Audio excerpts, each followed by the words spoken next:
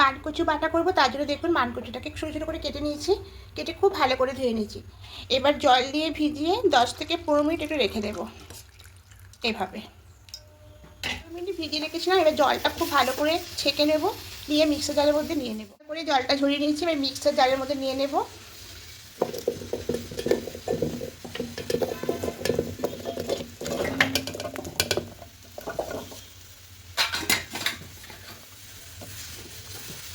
এবার এটাকে পেস্ট করে নেব।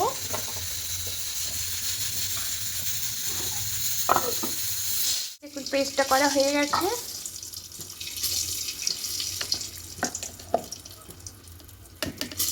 এবার এটাকে ছাঁকনির মধ্যে নিয়ে খুব ভালো করে দুধটা বার করে নেব।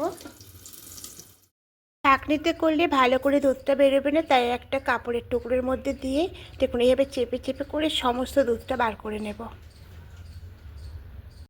কতটা দুধ বেরিয়েছে এই দুধটাই ফেলে দিতে হবে, তাহলে আর কুটকুট করবে না। আর এখানে দেখুন এটা করে নিয়েছি, এবার এটা প্লেটের মধ্যে নিয়ে নেব।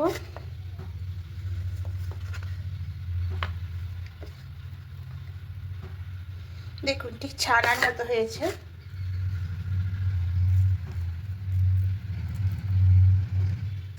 আর এখানে এতটা দুধ বেরিয়েছে।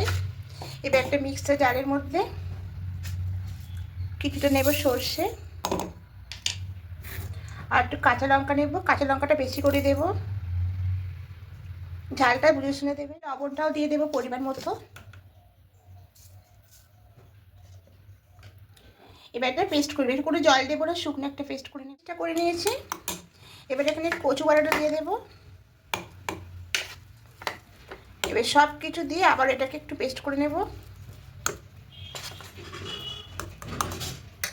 এটাকে আবার একটু পেস্ট করে নেব। করা হয়ে গেছে, এবার এটা নামিয়ে নেব।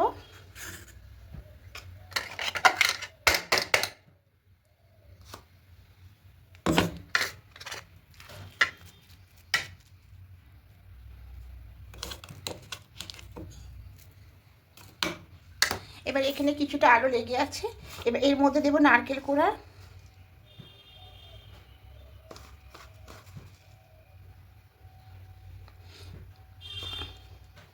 এবার নারকেল কোড়া দিয়েও আবার একটা পেস্ট করে নেব। এটাও পেস্ট করে নিয়েছি।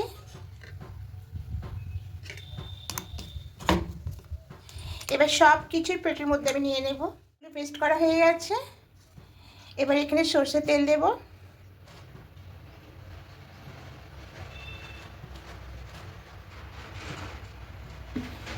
আর একটু পাকা তেঁতুল দেব।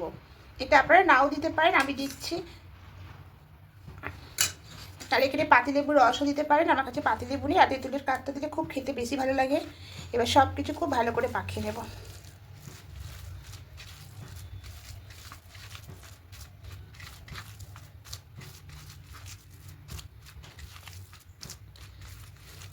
যদি একটু মিষ্টি মিষ্টি খেতে চান তাহলে এখানে একটু চিনি দিতে পারেন, আমি মিষ্টি দেবো না।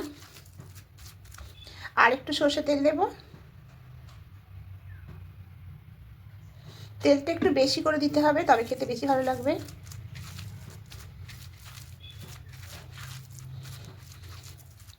খুব ভালো করে মাখিয়ে নেব। কচু বাটাটা একদম রেডি হয়ে গেছে, আমি একটা প্লেটের মধ্যে সাজিয়ে নিয়েছি। এবার উপর দিয়ে আরও কিছুটা কাঁচা সরষের তেল দিয়ে দেব,